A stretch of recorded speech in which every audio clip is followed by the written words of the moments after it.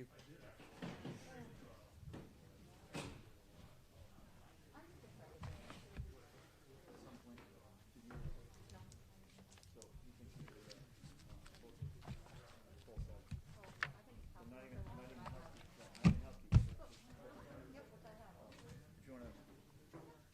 And it doesn't, Heidi, it doesn't have to be right now.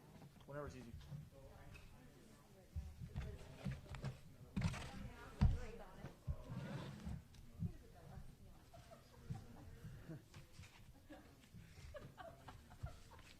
You'll never be able to do it right now, Heidi. You don't have time.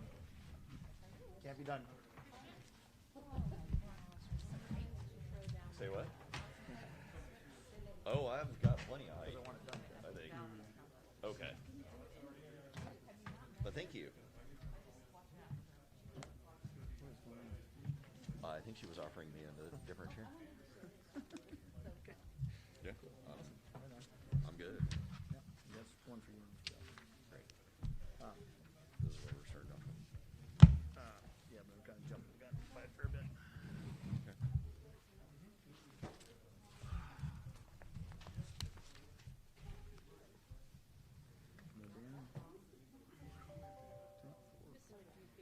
So we do not have, Dan will not be joining us tonight, nor will Tarlisha. I think we have everyone else. Oh, Chris is not here either. So we are 3 short. No Chris either. Correct. Bjornson and Tarlisha. Right.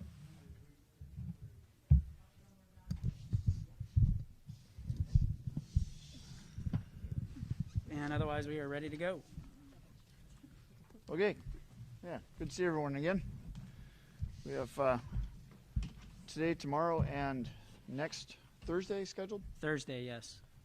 And then we have some dates we can talk about later that we'd like to explore as we head into June. But it looks like between now and the end of school, we have 3 days. We have, it looks like we mentioned that we would talk about 4 or 5 articles, something like that. The district has 4 articles they mentioned last week that they would open up. So got 3 days to get a bunch of articles knocked out, hopefully. So, Matt, if you'd like, I think you've been thinking about 601 and 605 for some time. We'd be interested in hearing about those or anything else you want to start with this afternoon. We're good with that. We'd like to, though,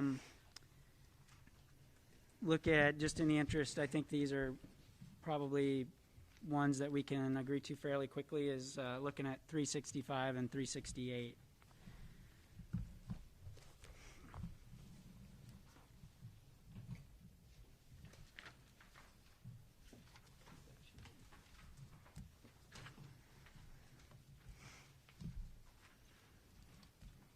Great, thank you.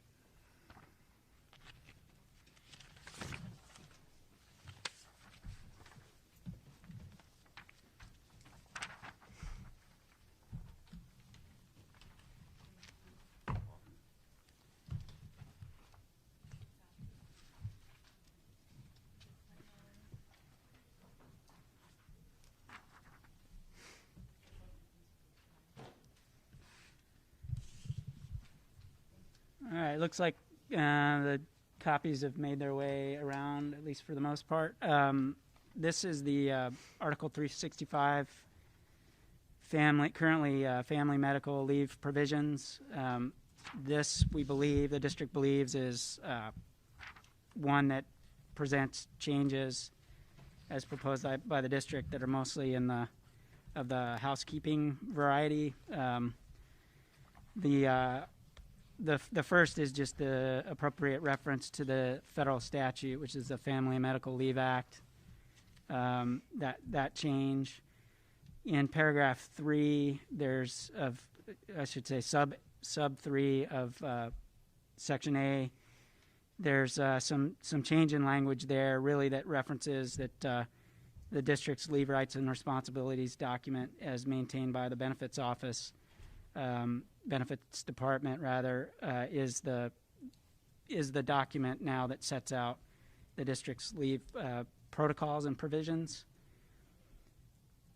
And otherwise, again, a housekeeping change, reference to members in paragraph 4, subparagraph 4. And the language that you see struck there, just seen as unnecessary in paragraph B. So no, at least from the district's perspective, substantive changes, other than perhaps to recognize that the appropriate document to be referenced here with the information available for all employees about leave protocols is the leave rights and responsibilities document.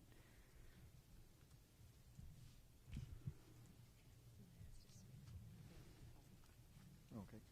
So, I mean, to be clear, the district doesn't view this as any kind of a change of practice. Correct.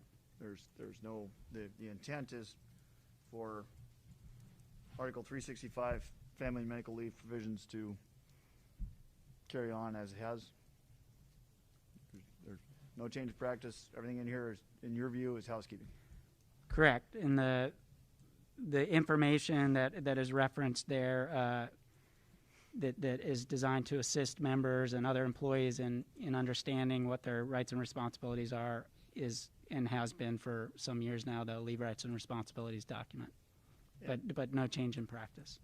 Do you have a copy of that document for us? I don't. It's on the district's website. Or So- it's I can provide the I don't have it right now, the document. I can provide it later. Okay. We'd like to take a look at it if we could. Okay. And also, if you could identify where it is on the website of, I think sometimes there might be a little confusion in terms of trying to find something like that there, but Well, it's a share central. It's an employee facing document, so it's not. I should qualify that. So Should if have I were to look qualified. for it? Yeah. Intranet. yeah. Correct. Okay, great, thanks. If you could, if we could get a copy after the first break, something like Sure. that, we would appreciate that. Okay. Any other questions on that one? You good? I believe we're good on 365. Thank you. Okay. The next one's 368.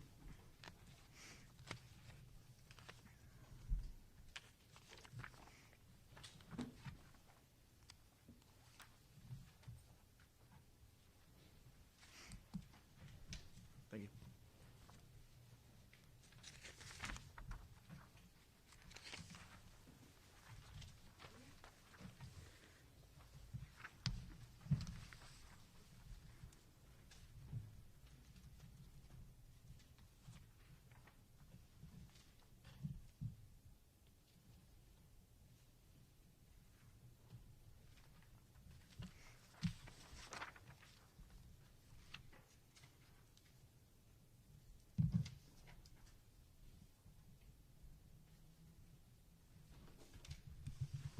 All right, 368, leave donations. Again, a couple housekeeping changes in paragraph C.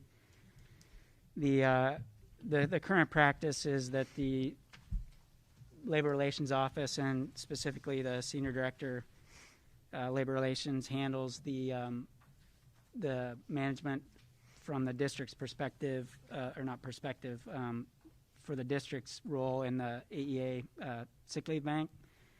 So that's the correct reference there is to that office, which is an office within the HR division, but it's not a Chief Human Resources Office function. And then the other change, the only other change is my understanding is the current practice is that there is a possibility, depending on use during a particular year, of an unused carryover balance, and I don't believe there's a current practice of a notification process, but certainly AEA has and is able to request what that carryover balance is, and I think that's typically what occurs when there's an interest. So the change suggested there is just upon request by the association, the Labor Relations Office can provide that information. Again, similar to the last article, no intent to change practice, more to reflect what is the current practice with respect to which office handles this function in the HR department. Okay, good. Thank you, Matt. Yep.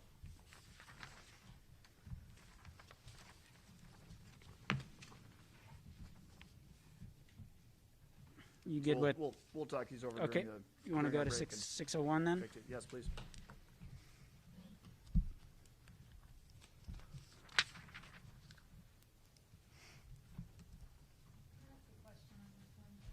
Sure. On 368, at what point in the year do you shut off and know what that balance would be? It says that upon request, Labor Relations will notify the Sick Leave Bank Committee and the president of any unused carryover balance available for solicitation at the end of the contract year.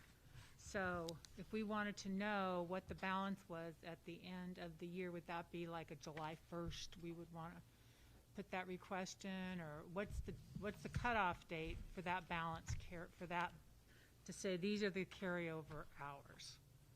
July 1st would be the most accurate. However, you'd likely know after the May Sick Leave Bank Committee meeting, which occurs on the third Wednesday in May. Okay, thank you.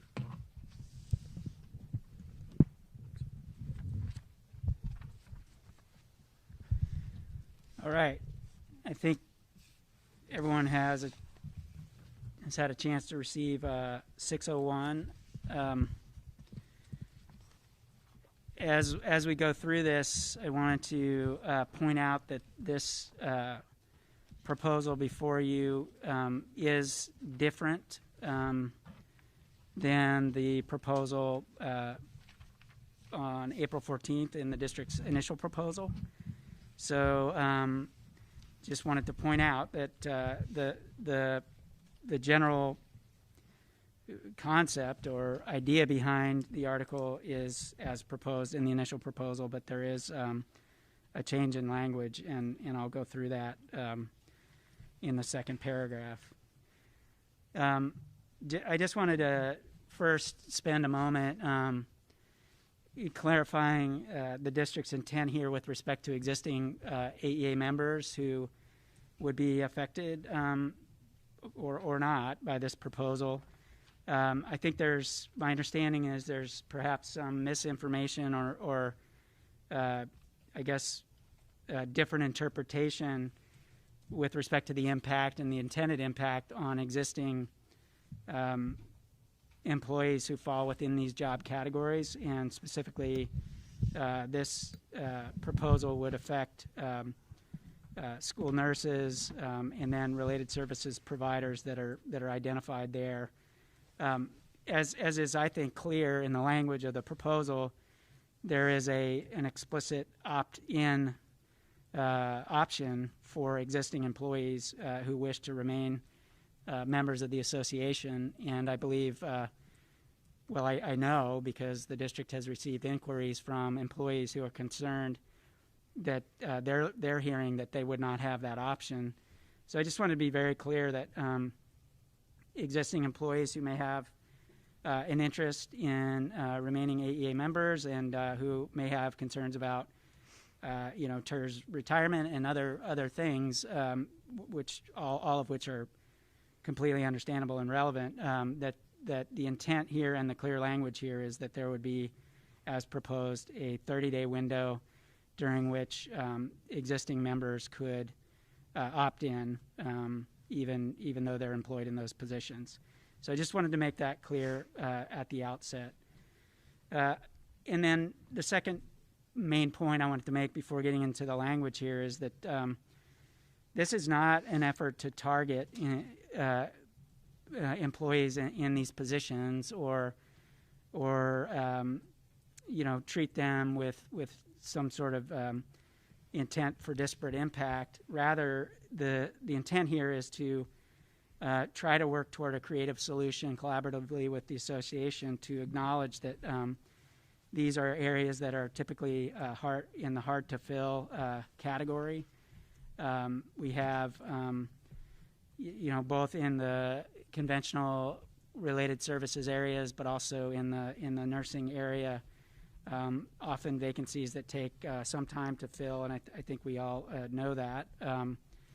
And that we've had to resort to creative solutions around, dealing with that fact that we believe one approach to a more systemic approach moving forward would be to provide,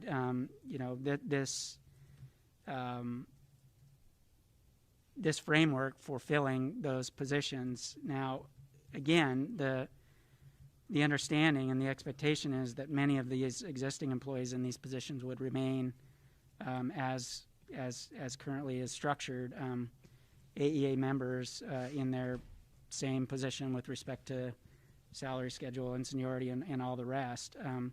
So the focus here is on new hires, so a recruitment focus, as I mentioned, and then also, for those in these currently employed in the positions who may, for example, be attracted to,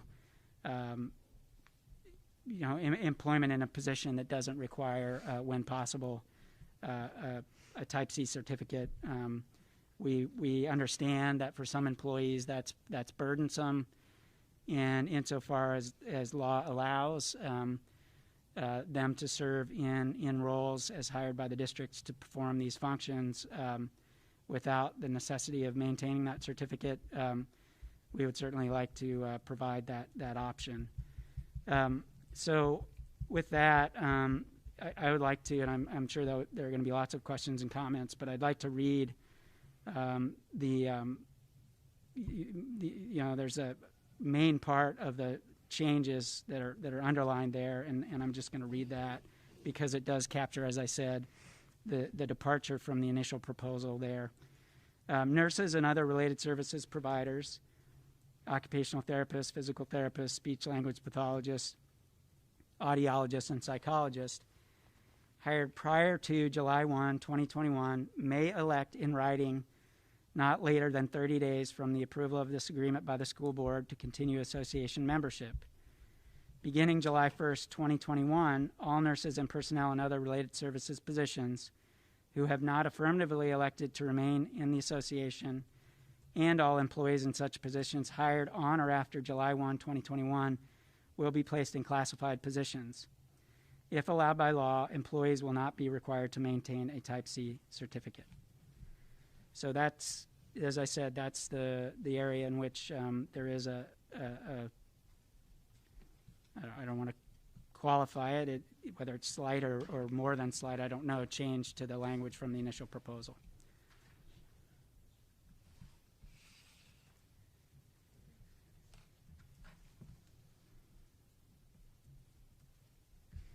And with that, I am prepared to take questions.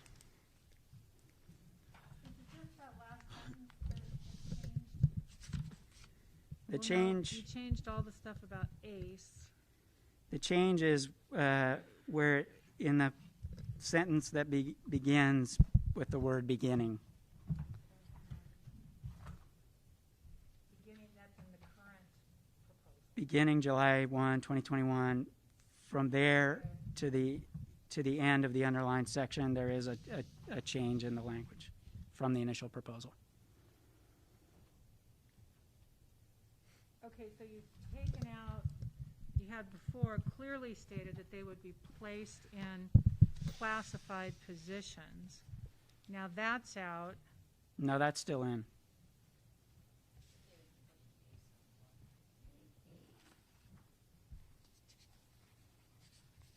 Oh, okay, will be placed in classified positions. So they will not be certified positions, they would be classified positions.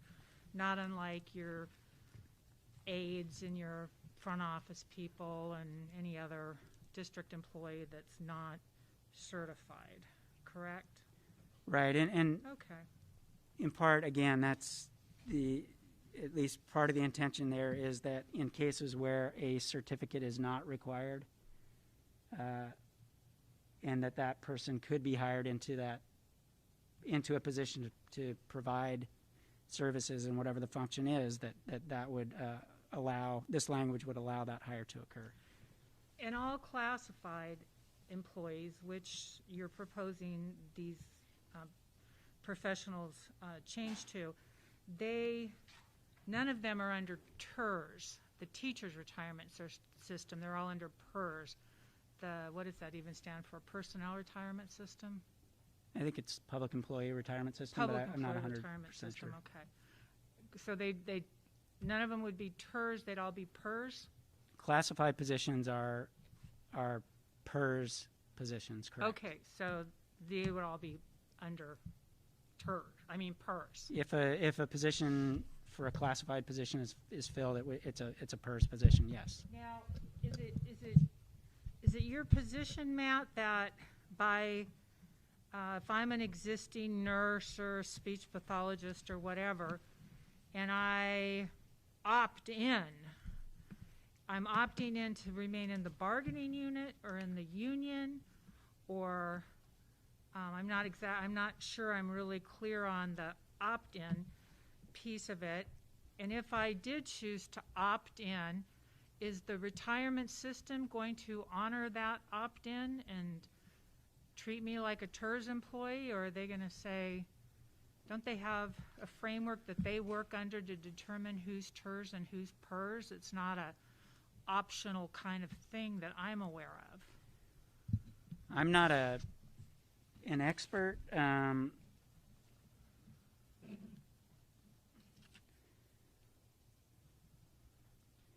Okay, and I've just been passed a note. I mean, the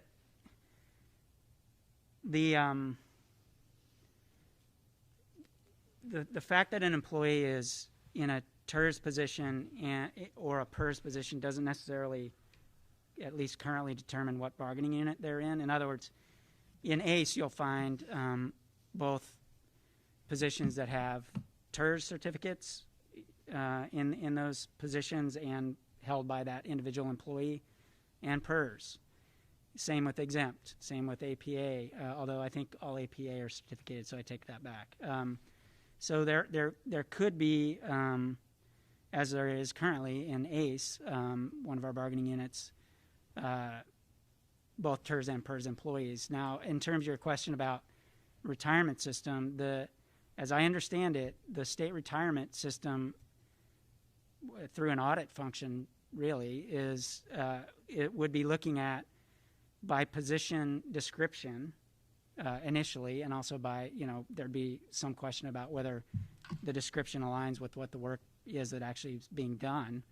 But if the retirement system auditor was to look at, let's say, a TERS position, they would be looking at one of the primary considerations would be, does that position require certification? And if teacher certification or Class C certification or Type M or, Type C.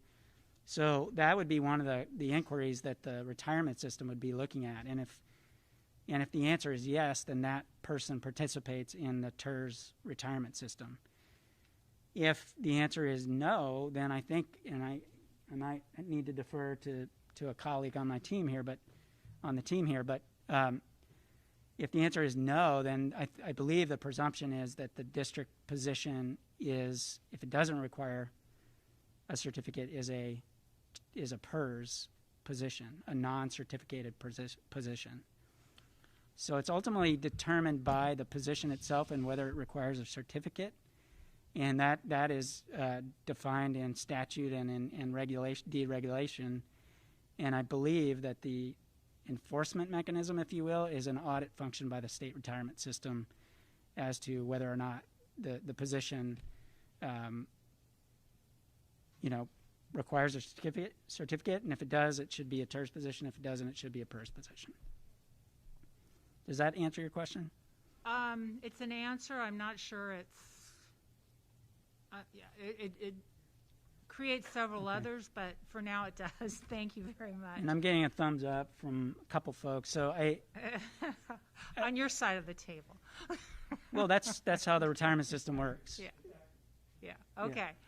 So on the issue of the related services position, are you aware of any other related people?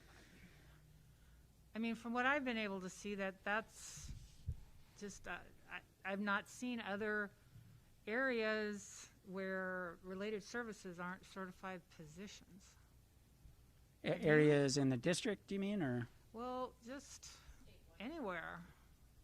I mean, we've checked around and, with our folks, and no one's come forward yet and said, no, related services are, of course they're required to have a certificate. So I'm wondering where this kind of came from, if it's out there, or if somebody is doing it, or are you just, I'm just trying to kind of wrap my head around it a little bit, because it seems pretty off the wall. I don't agree with that characterization, but I'll respond to your question. As I began my remarks, or one of my first themes was, we have in related services areas a lot of trouble filling positions, and so the genesis, I guess, of this concept is around how to problem solve that issue. And what that led this team to, and others, to discuss was ultimately the question of who provides services is kind of a combination of factors. One is, what are the state and perhaps federal requirements around what professional certifications, if any, a provider must have in order to provide those services to whatever group of students you're looking at. So, the reality is that most of the related services specialties that are identified here are in the special education area. And so we would certainly account for whatever the federal and state requirements are with respect to what certifications professionals who provide those services have to have as a matter of law. And that was the attempt in the adjustment to language to recognize when I say if allowed by law, we would potentially be able to broaden the scope of possible candidates for positions employees who could fill those services for those identified students. If the answer is there can't be an exception because that person has to be certificated, then because under state or federal law, then we would of course hire accordingly. But in a service-driven model where we're looking at student needs first and foremost, the idea is if we can't fill a position with a particular certificated personnel, and we can legally, lawfully meet that student need with some other classified hire, then why wouldn't we as a district explore that option? And so that really is what's driving this. I think nursing is, as a specialty, different from the others not because of any other reason, that it's treated distinct from and differently from other related services within the related services world. So, and the interest also in the case of healthcare services and specifically nurses or other healthcare services providers is driven by, again, a service model. If the district is providing healthcare services for a particular subgroup of students, namely students with special education needs, it may be that those needs by state or federal regulation, in their current state at least, must be met by a certificated personnel. In many other cases, it's the district's position that healthcare services needs can be met by others in the healthcare profession who may not have a Type C certificate. And so that's why I say nursing, from the district's perspective, is broader in scope, because when we're talking about nursing as a related services function in the special education world, but we're also talking about school nursing and healthcare services for students in the broader context of a systemic program across all schools for healthcare services for students, regardless of what subpopulation they're identified within.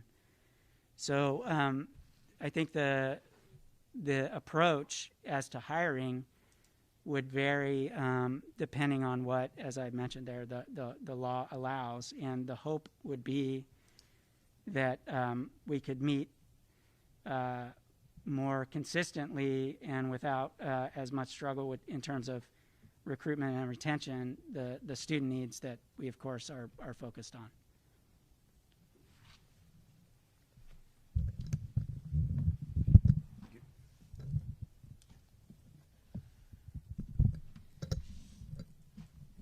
So with respect to related services, is it the district's position that they would be able to hire more related service people if they could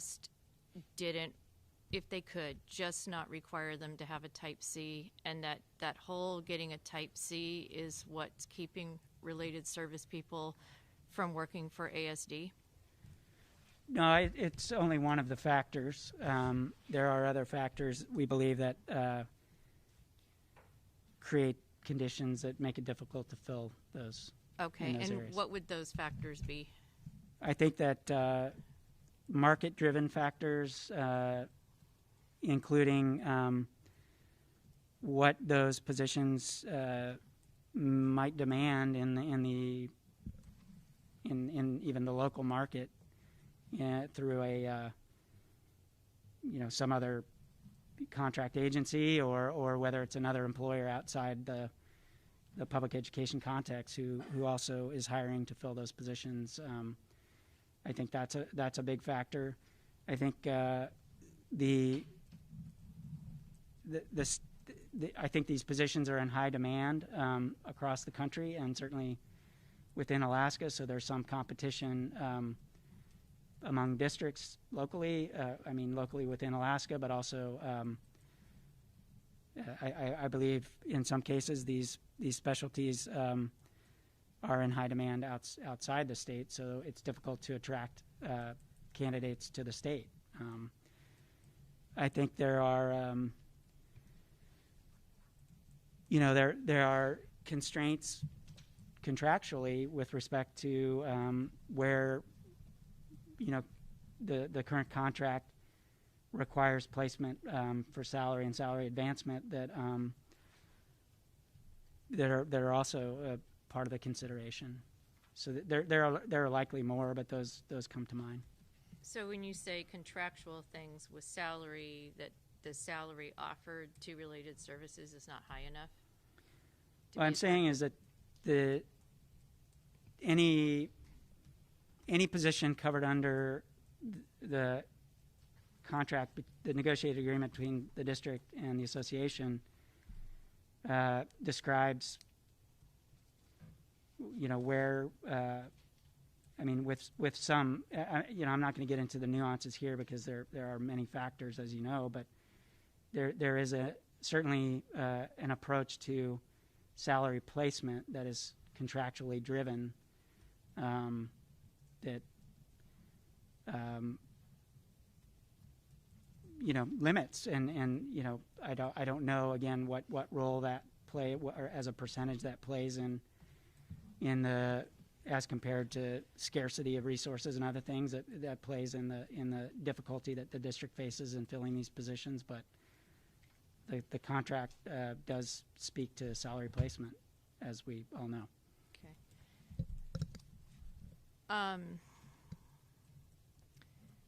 Or are we talking about totem here? The effort here is to,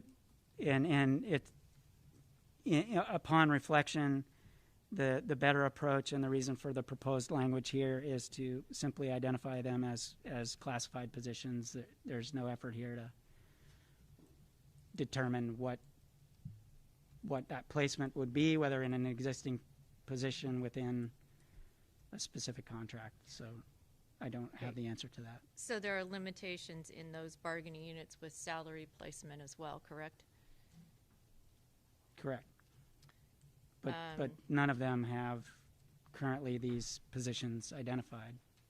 Okay.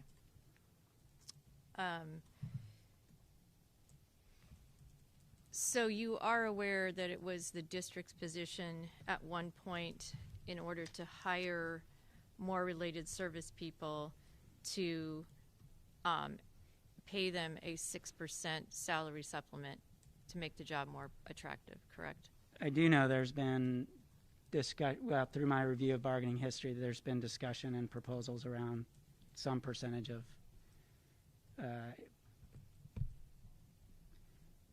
salary, incentive, but I don't have the specifics on that. Right. I mean, currently, related service people are paid 6% more, correct? Correct. Okay. And you do know at one time,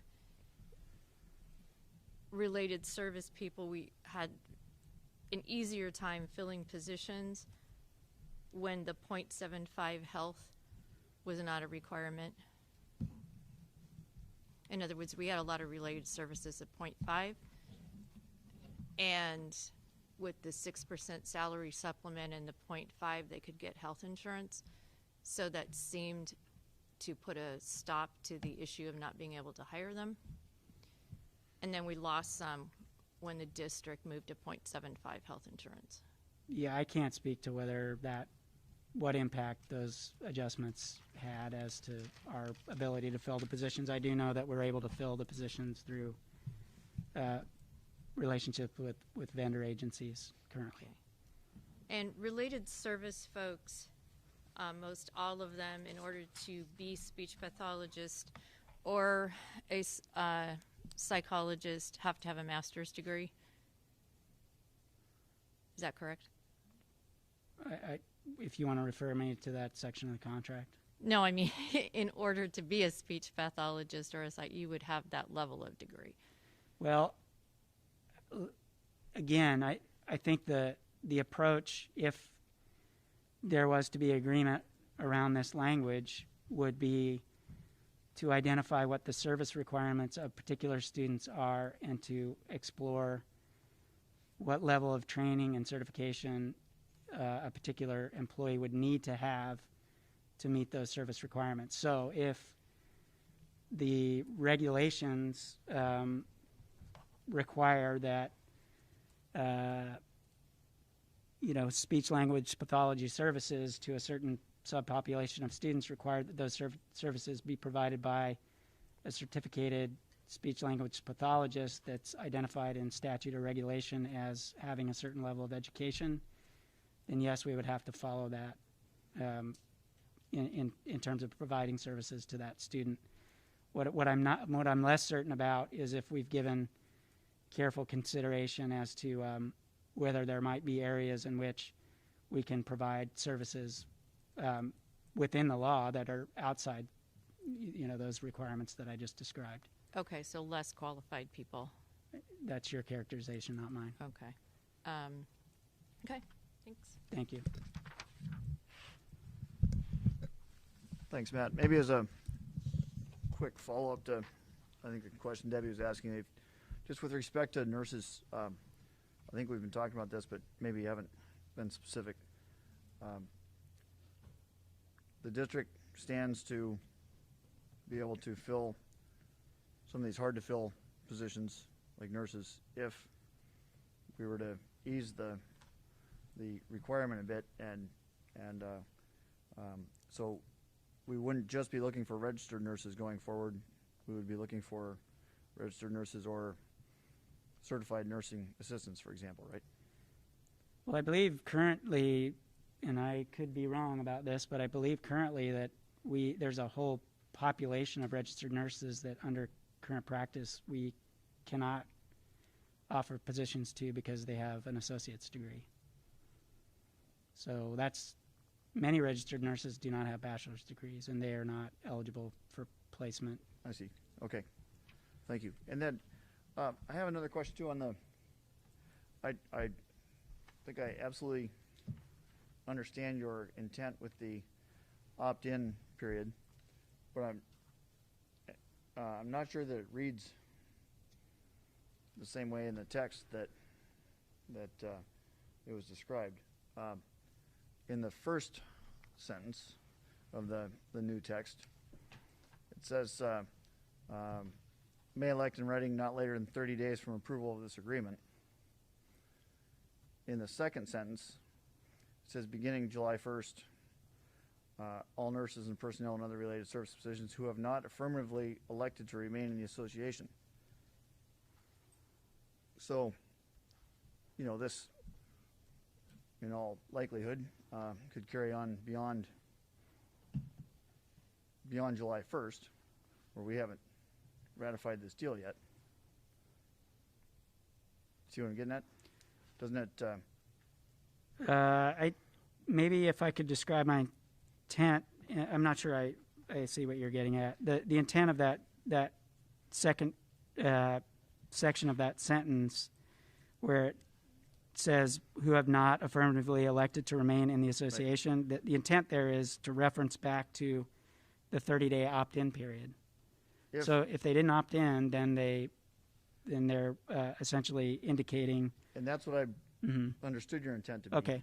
But if on September 15th we were still negotiating, then the July 1st,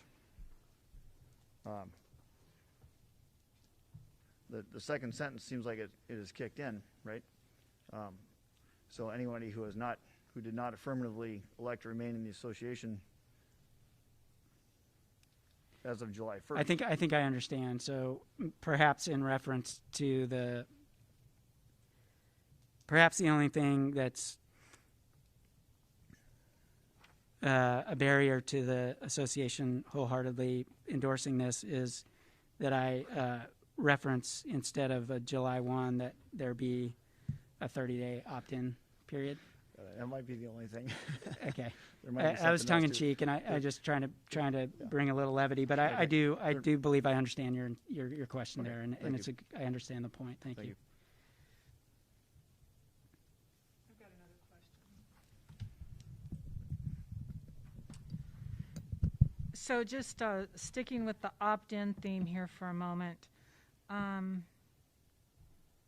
So are they opting into association membership, or are they opting into the certified teacher bargaining unit, AEA bargaining unit, or are they doing both? What is your intent or interpretation of what you're proposing here? I think I understand what you're getting at also, and the intent is that the parties to this negotiated agreement are the district and the association, which represents the interest of members of the association. So if there's a different way to word that captures the intent that those who do not, those who maybe choose not to opt in because they would prefer to be a classified employee, or the new hires, the remaining, those who do opt in, would continue to be governed by and recognized, as is this article, within the current structure of the AEA bargaining unit, to include those who have now opted in. So I don't know if there's a better way to phrase that than that they would continue to be association members. The intent is that they, as they are now, are represented by AEA. All right, and, so it's and covered under this contract. It's a representation issue that they would be out of our bargaining unit under your proposal if they did not. They would no longer be in in the AEA bargaining unit if they don't opt in, and or if they're hired after July 1 under this current proposal. Okay. Now I know recently, and boy, I'm not up to speed on this, but I know in the last year or two on the opt-in provision regarding union membership, there was the law, I think it came out of the Matsu. Matt, you may be familiar, but the courts essentially ruled that requiring an opt-in provision did not hold up. One of the employers had wanted to do that, but that was regarding opting in or out of union membership, that the opt-in piece was not appropriate. Does this, so that's sort of hanging out there Yeah. in my mind a little bit as a I'm big aware of question the mark. litigation at the state level. I believe Governor Dunleavy had, through his administration, had proposed an opt-in approach. I don't know whether that's been resolved at the Supreme Court level, but I Okay. just don't know. But I do know the issue you're referencing. Okay, and then again, back to bargaining unit placement, it's my understanding that the Alaska Labor Relations Agency, is their role to determine the appropriate bargaining unit placement for any Alaska public employee, that there's a whole process around that. I've been involved with it a little bit over the years. What role, if any, do you see ALRA playing in appropriately deciding what the appropriate bargaining unit placements are based on all of their regulations and framework? It's the district's belief that this proposal is consistent with that process, or not inconsistent with, I guess. I do know a little bit about the process you're referencing. I believe I don't know if petition is the appropriate term, but it's Unit clarification? a petition to the agency for unit clarification, if that's the right way to put it. And I believe that the approach suggested here, where the position itself would be, in the case of new hires, and particularly in the related services areas, would define what the requirements are in terms of certification. That in many ways would define the retirement system, but I don't think it necessarily defines which bargaining unit that employee would need to reside in or be a member of. So, for example, I gave the example of ACE representing both TERS and PERS position within that bargaining unit. So I don't believe that's dispositive, nor would it be a barrier to this approach from the perspective of the Alaska Labor Relations Agency. But if you believe otherwise, I'm happy to consider that. Yeah, it may not be if we if we bargained away that, at least from, anyway, yeah. Right. It's still, they still hold that authority, though, irregardless of the bargain. Correct. I agree. Okay, thank you, Matt. There's a lot here, and there's a very high likelihood there'll be more questions after we caucus on this. But let's keep charging if we can. Okay. Appreciate that. Would you like us to continue with 605 then, or? Sure. Okay.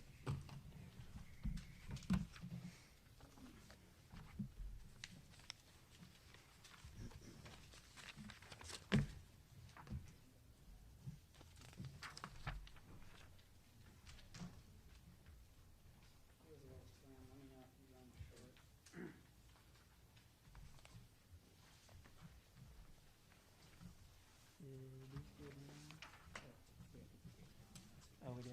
Okay. I think I was a little short across that. We need about 4 more, I think.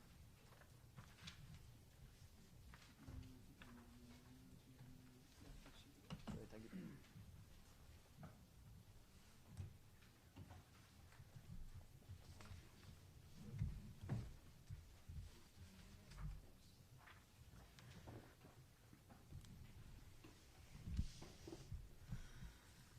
This is new language in Article 605, contract maintenance. This, unlike the previous article we discussed, this language appeared and is identical in what you're seeing today to what was proposed in ASD's initial proposal. The idea here is that as a function of contract maintenance, that the parties agree to a period of review of the contract, as is mentioned there, in developing the initial proposal and reviewing some of the changes that the district has recognized as, in some cases, appropriate or even required under law. The thought here was that there may be mutual interest in agreeing to a contract review, contract language review cycle for the purpose of identifying obsolete language, language that may have become,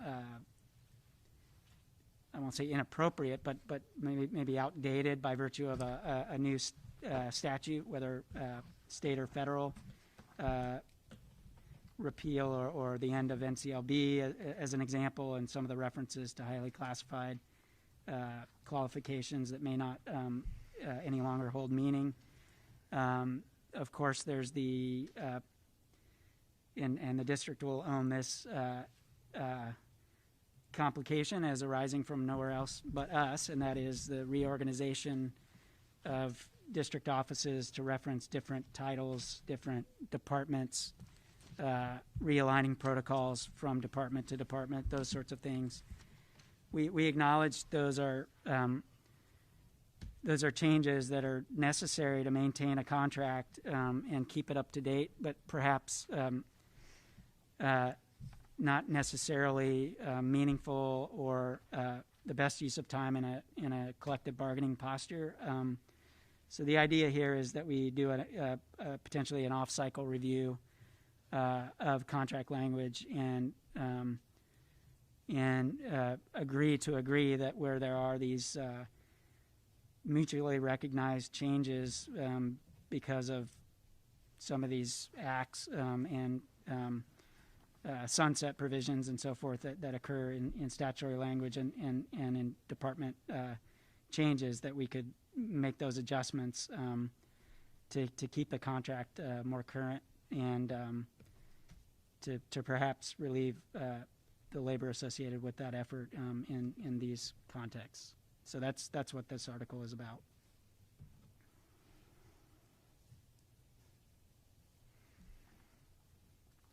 I think we understand the intent. I'm not sure we're there on what the practice would look like.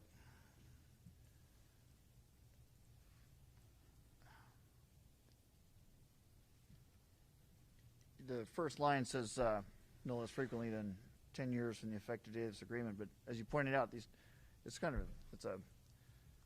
a fluid, dynamic deal there. You guys change a couple department names,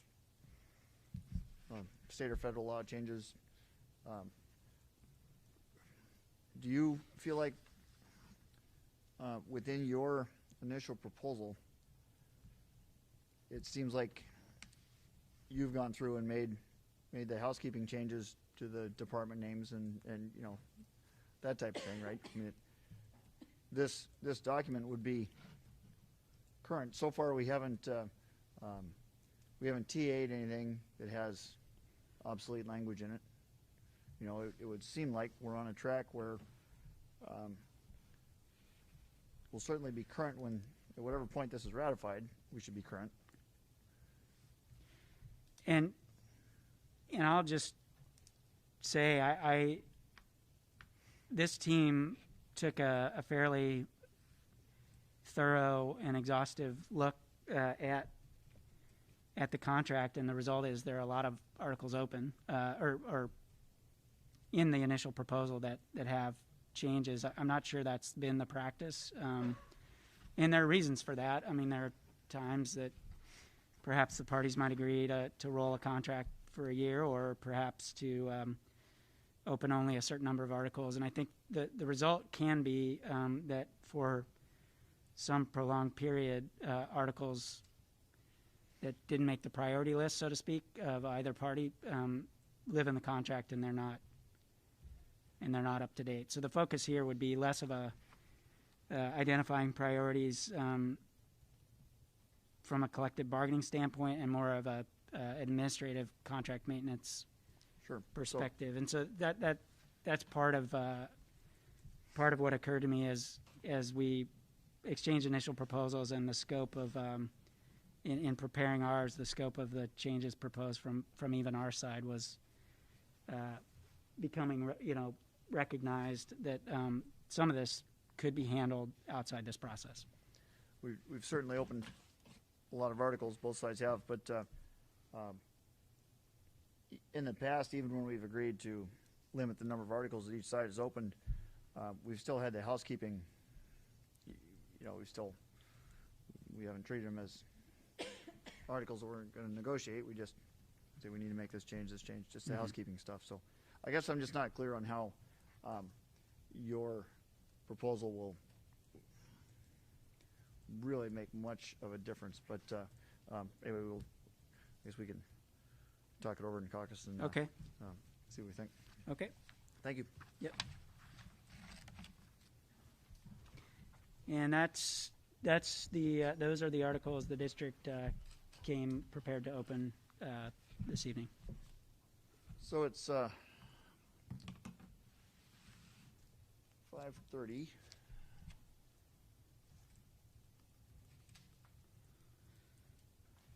Do you have? I guess I'm just fumbling around here, wondering whether we should start a new article now, or if you have something to work on, and this time would be better spent with us in caucus, sorting through. I believe it'd be helpful to the ASD team to caucus for the purpose of reviewing what articles we hold, but also looking at what articles we'd intend to bring forward in meetings tomorrow and next week. Okay. Also, maybe then, just make sure you have plenty of homework. How about if we give you the dates that would work for us in June, and maybe Okay. you can, if you have time, and it certainly doesn't need to be done in this caucus or even this evening, but you can start at least mulling over these dates. And looking at our group, mornings in June have looked better than evenings, so all of the dates that I'm going to give you, we're suggesting that we meet from 9 a.m. until noon. And the dates that we have available are June 9th, 10th, 16th, the 23rd, and the 24th. So we stayed with the Wednesday, Thursday idea, and that's where we could get kind of the bulk of our folks to would have the opportunity to make it. Yeah, I appreciate that. We'll take a look at that during the break. Okay. You want to take half an hour, Yeah, we have a good chunk to look at here. Certainly. or you need longer, or start with half an hour and Let's start with half an hour and I'll text yeah, you. start with Okay. half an hour and expect it to be 45 minutes or so. okay. All right, good enough. Very good. Thank you.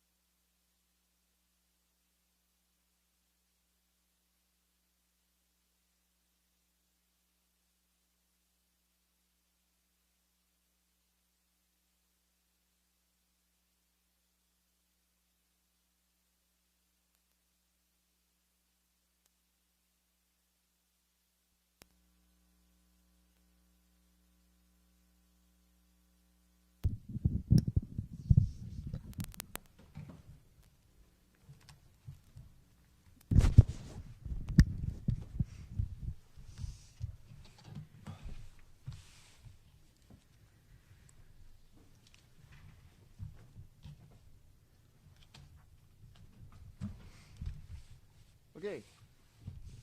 Now we're back. So, during the caucus, well, prior to the caucus, Mr. Tieford handed us Articles 117, 346, 401, 505, 625, and 715 that had previously been identified as being articles that neither side opened. And so those, we have signed those, and Mr. Tieford's signing some of those now, and so we have those crossed off now.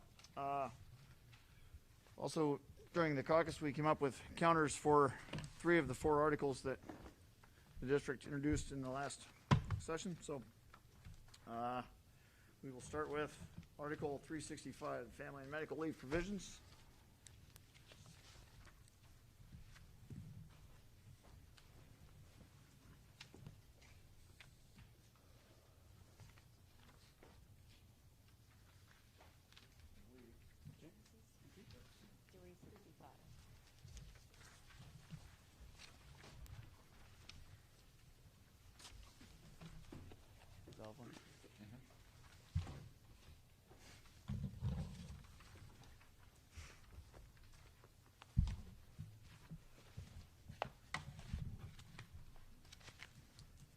So in 365, the district's initial proposal was primarily housekeeping, but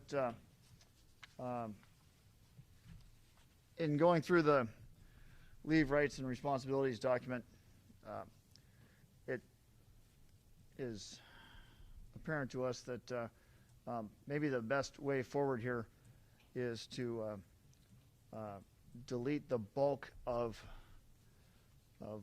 number 3 from paragraph A.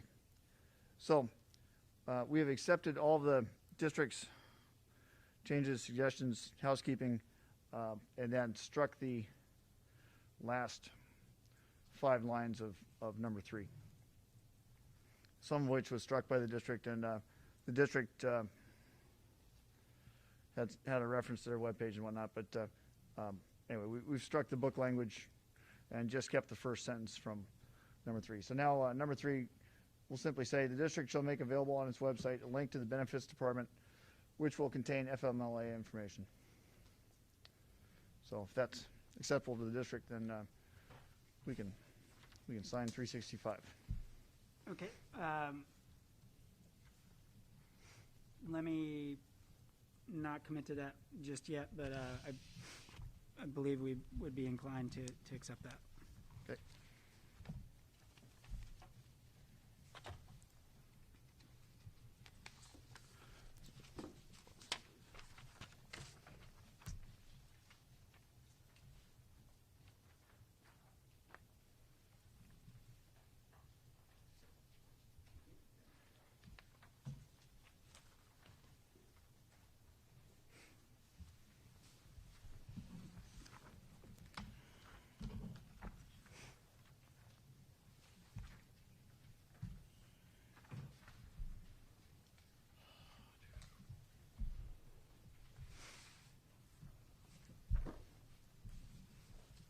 Similarly, in 368 leave donations,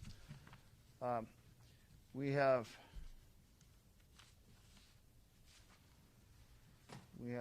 accepted the district's changes for the most part, and I think inadvertently maybe omitted Mr. Sunboom. Sorry about that. So after Chief Human Resources Officer is struck through in C, it should have the district's change of Labor Relations Office. That's a typo on our part. So, then as we proceed, rather than have the district's suggestion of upon request by the association, we are suggesting that it just become a set on or before July 1st. The Labor Relations Office will notify the sick leave bank. And I think that should hopefully work for both parties, but we will have to make that correction. Okay, I don't have any That questions addition. about that one. Okay. Thank you.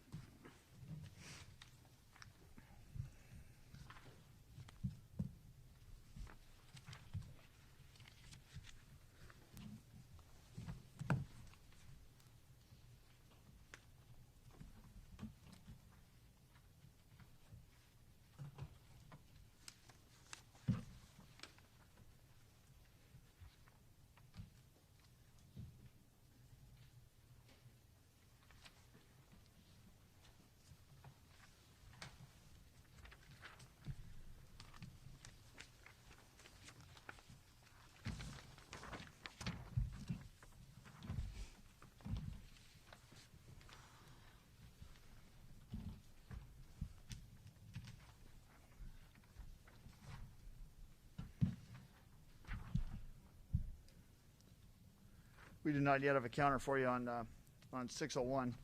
This is for 605 contract maintenance. And our suggestion here is to go back to book. The district had what we agree is, you know, an idea that has some merit. Certainly that, you know, we want to keep the contract up to date and all that. That's not in dispute. Certainly everybody wants the contract to be as usable a document as it can be. I think we just didn't see the mechanism that was suggested as being one that was going to really help that process in any real significant way. And we also, I think, kind of had to admit to ourselves that in previous negotiations, maybe in the last couple rounds, we've probably been a little slack, mostly on the district's part, but maybe a little bit on our part. And that we suggest going back to book with the good intentions that we always have, but with maybe a little bit better follow through on each contract cycle, making sure that all of the articles are current and relevant. So we recognize that there's maybe we got a little bit behind in our housekeeping there, but I think that the language that's in 605 is fine. We just need to be a little bit more proactive going forward. Okay, understood. So that's what we have for counters for you. We would be interested in, counters of articles that we've spoken about so far this evening. We would like to talk about 423. Are we good on the 365, 368, and 605 in terms of feeling that we've covered them? Yes, I don't have any Heidi questions. Heidi is, while we were speaking, run out and somehow printed this. It's amazing. Okay. With correction. With corrections, yeah. There's an updated 365.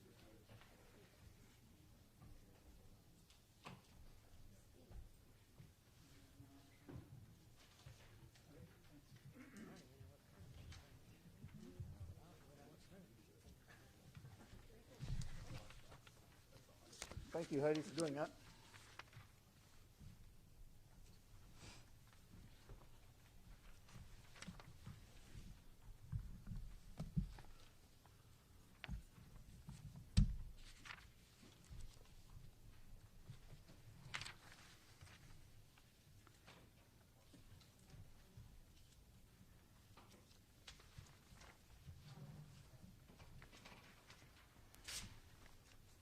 And I see the adjustment there. Thank you, Heidi, for that.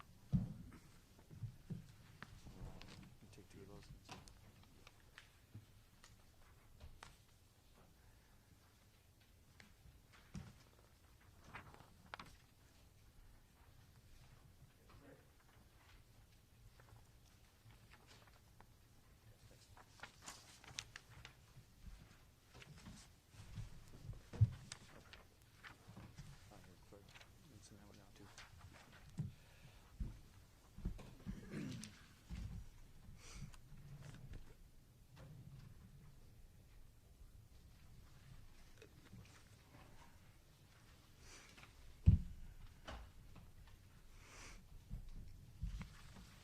Okay, so when was it? Maybe well, probably either Wednesday or Thursday. Feels like maybe it was last Wednesday. We talked about Article 423, emergency closure, and the district came back with a book on which was it was a significant movement on the district's part, and we appreciate that. And I would say that 90% of the time that would have certainly met our needs, but in this particular instance, we've had a change of practice that still kind of needs to be addressed, and we've changed the language from our initial proposal, and we feel like this should be getting us very close to something that we can agree on in terms of how to handle short and long-term emergency closures. So paragraphs A, B, and C are all book language in our counter, and D is new language. D says, in no case will distance delivery be implemented in lieu of closure prior to using the 2 days allocated as contingency days. And we can speak more to those 2 days, but it's they're sort of in the kind of an understanding that there's always been a couple days built in for to make sure that the kids get enough days, and that in any slightly normal year we shouldn't have more than a couple days of emergency closure. And E, paragraph E says, it's also new language, says prior to implementing a distance delivery plan to avoid loss of instruction after the 2 contingency days have been used, the district and association will form a joint committee per Article 740. The association and district agree to collaborate on how to best meet the needs of students. The committee's objective will be creating an implementation plan to include seamless lesson delivery, student access to technology, teacher access to technology, allocation of time and equipment, programs, supplies, and other areas as agreed to. So our vision going forward for dealing with emergency closures, whether it's a single snow day up through the situation like we had with the earthquake, longer term closures. If we have a snow day on a Wednesday, it's a 1-day event. That was a regular closure as it's been in the district forever and ever and ever. If the following week there's a Tuesday and a Wednesday, which are snow days, or closure for any other reason, whatever, that Tuesday would be a regular closure as it's always been. Wednesday, so those our two contingency days would have been exhausted, so that Wednesday would be the first day of distance delivery of some form, as determined by the committee that's talked about in paragraph E per Article 740. And if there, for whatever reason, if there ended up being 10 more emergency closure days the rest of that year, then absolutely those 10 days would all be dealt with as per the committee in paragraph E.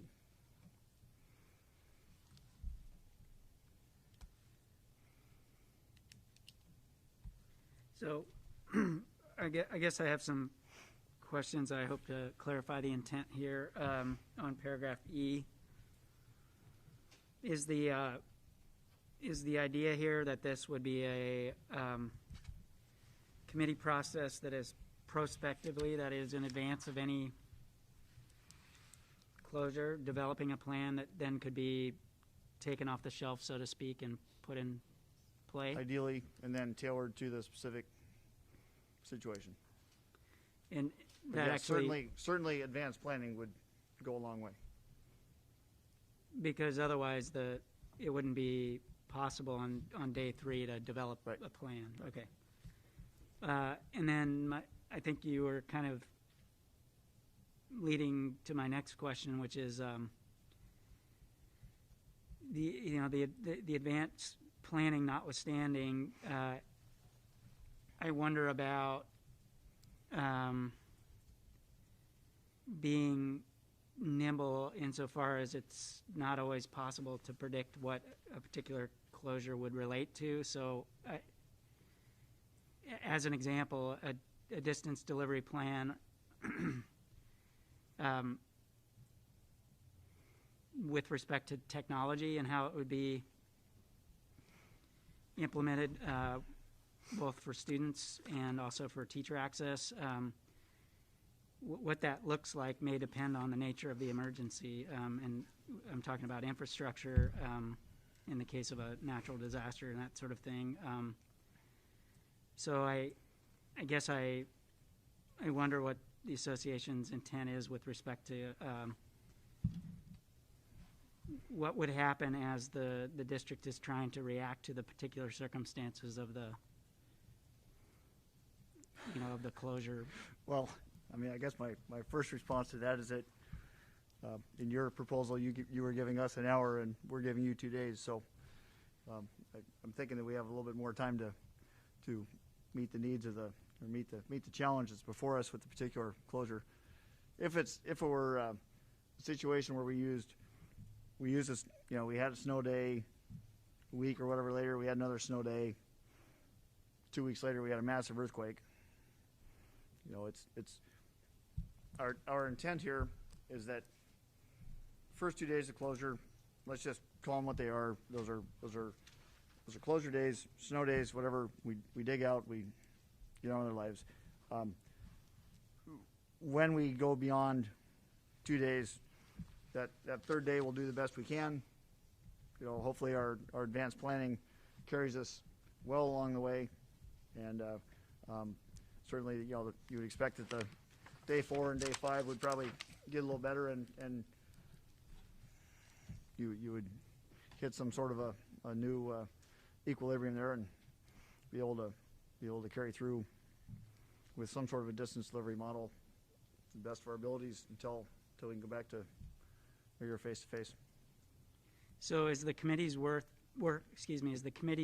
done once the plan has been developed? I would think you need some sort of a group to meet to deal with the particular situation. So, yeah, I mean, if it's where's Corey? Corey,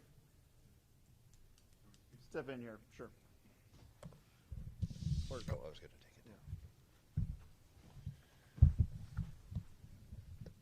So, yeah, I'm okay. It's kind of interesting. It's a good question, Matt, and I think it's situational, right? That's the whole problem with emergency closures becoming e-learning days and completely at the superintendent's discretion. It's an interesting proposition moving forward. So you've stated a change in intent in how you interpret this language, and you've already put that into practice on January 19th, I believe. And so it really comes down to, as we talked about earlier, students and families and what that emergency closure is based on. So we've had lots of successes this year, but lots of non-successes in the e-learning world. And that was one of the strongest arguments to go back to face-to-face, was that the online learning was not working as we had hoped. So here we are now talking about possibly having e-learning days on days where there's an emergent situation, some type of safety concern, which is closed schools. And so just agreeing to that, I think, puts students and families at a disadvantage because they don't know exactly what that's going to mean and what the expectations are going to be, as well as your staff, and that's what we have to pre-plan. So we have to pre-plan loss of infrastructure.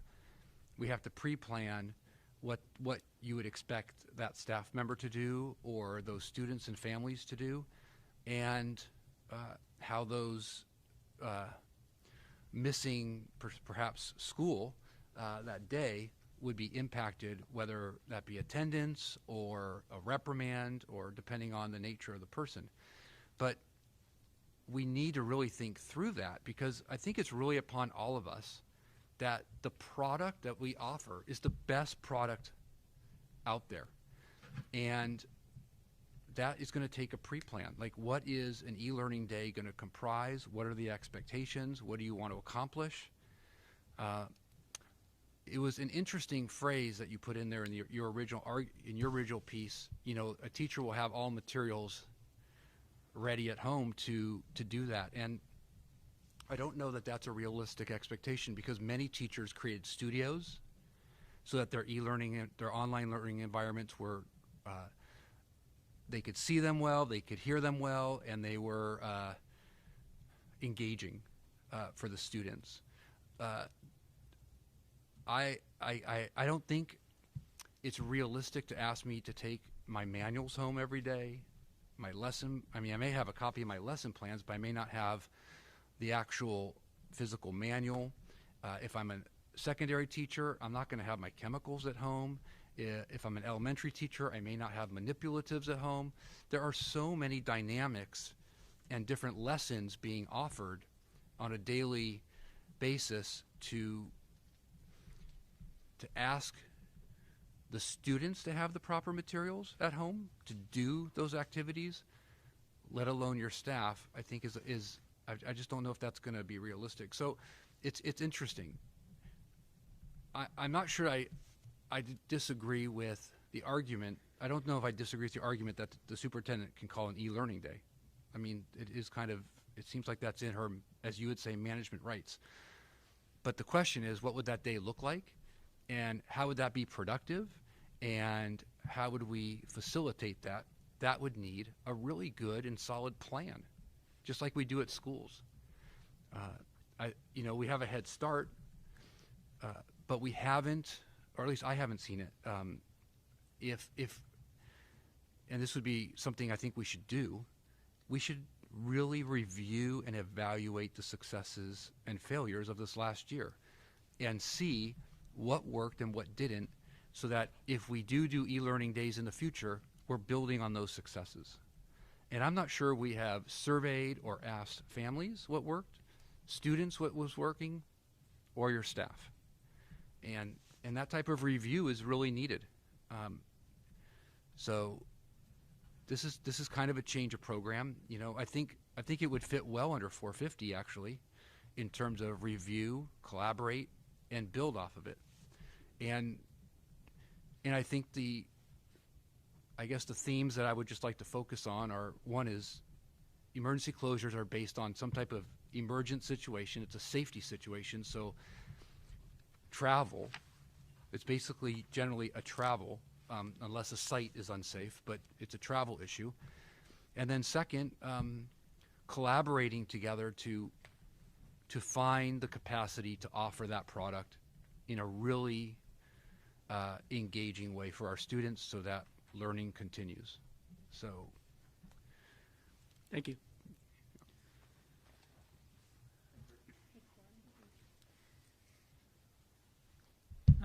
I appreciate that clarification. I think I would like to ask one more question, just so I'm sure I understand the intent here. The proposed language references an objective, and that is to create a plan. My question is, once that plan is created, is there any ongoing role for this committee? And if so, it's not clear to me that it's in the language, if that's what's intended. And what would that role be?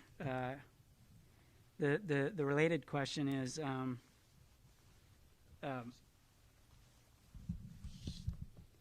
if the objective is to create the plan through this committee process that's proposed in this language, would there then not logically be a sunset provision included in the language to acknowledge that once that plan's created, that the committee's objective has been fulfilled and the work is essentially discontinued?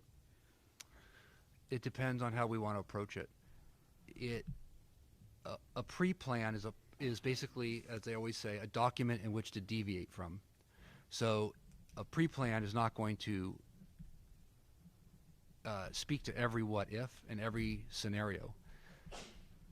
I would hope that if there's a need for an extended emergency closure, that there could be some time for discussion on any major deviations or expectations based on the pre-plan. So would there be additional follow-through or follow-up on any pre-plan? Probably, because there's going to need to be some considerations taken into place depending on the scenario. So I think the problem with this discussion, or the problem with this proposal from the district, is that emergency situations are emergencies, and we can't always predict every need and outcome. And so there needs to be in that pre-plan, there could be a process outlined on how that would take place, whether that would be communication, deliberation. That would be part of the pre-plan, is how to move that document forward with any changes that needed to take place. Because really, it's for the benefit of the students and the families. So we have to accommodate whatever situation is taking place. Okay, thank you. And just to clarify, and I know, Brian, you mentioned it, but the district's current position is booked, so any new language currently before the groups is from this proposal from AEA. So, because I know we were talking about what was previously proposed and so forth, so just wanted to be clear on that. Yes. Okay. Those are all the questions I have. We'll need to give this some additional consideration, but appreciate the counter.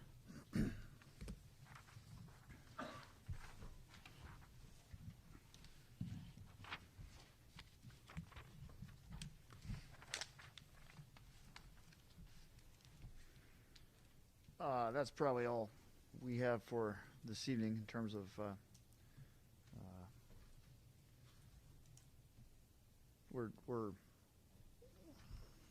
we have 116 ready to go, but looking at the time, I think that might be a better place to start than to finish.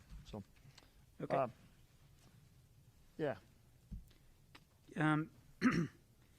Just to clarify, my notes reflect that the association had intended also to introduce 415, 417, and 740.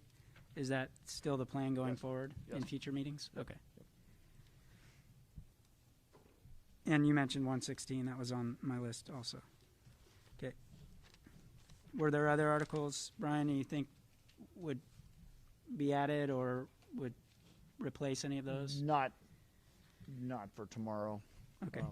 We should probably try to get a couple more in the queue, but I think we have plenty to work on our side for tomorrow.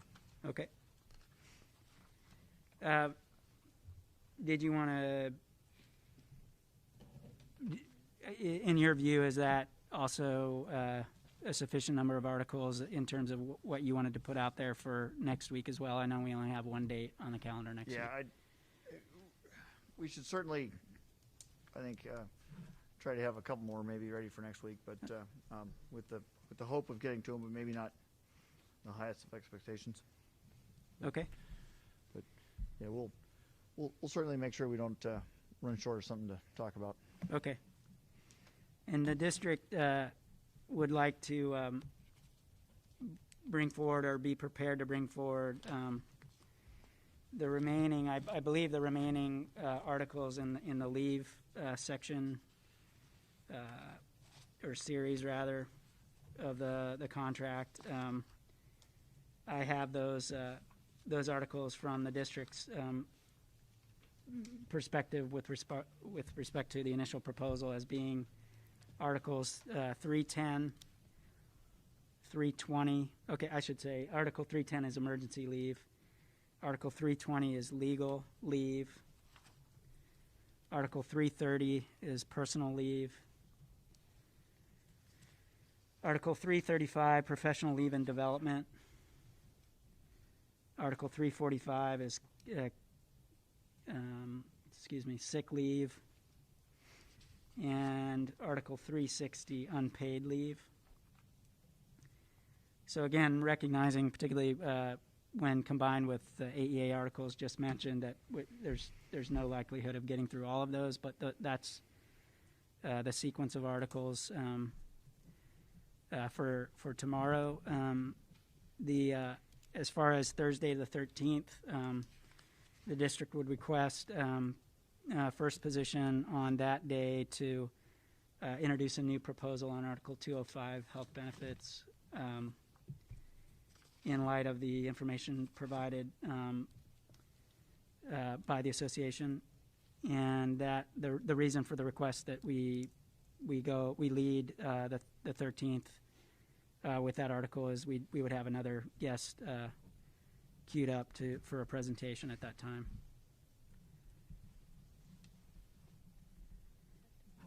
No, next Thursday. Yeah, that's fine. Okay, Yep, understood. thank you.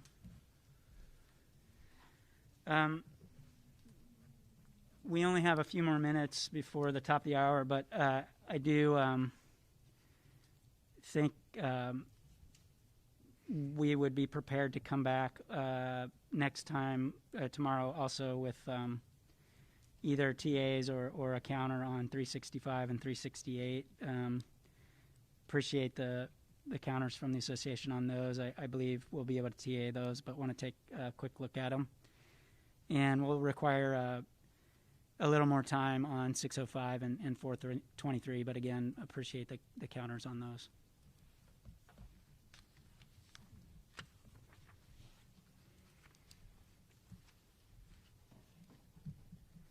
And I can sign, I began to sign the packet that we had provided earlier on the ones that were booked and can get through those Sure. here before 7. Okay.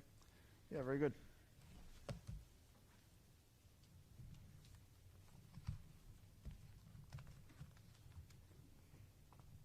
Well, happy Cinco de Mayo, everyone. Oh, thank you. We did have an opportunity, thank you, Val, to talk about the June dates that the association had proposed, and those are acceptable to the district as well. So we talked about June 9th, 10th, 16th, 23rd, and 24th from 9 to noon as the time slot. So I can't guarantee perfect attendance. I know we do have a couple conflicts on a couple of those dates, but we'll have the majority of the team available on those dates. Very good. Very good. Thank you. Thank you. All right. So, thanks, everyone, and see you tomorrow. Thank you.